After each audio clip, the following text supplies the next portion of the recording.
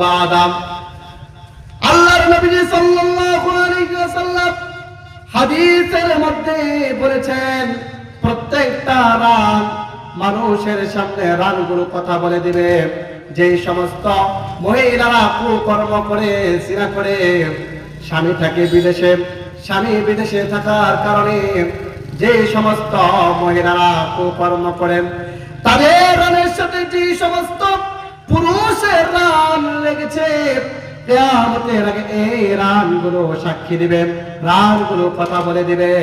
আমার এই রান, তোমার এই রান স্বামীর কাছে বলে দিবে, ও ওই লোকের স্বামী, তোমার বিবির রানটা ওই পুরুষের সাথে লেগেছিল।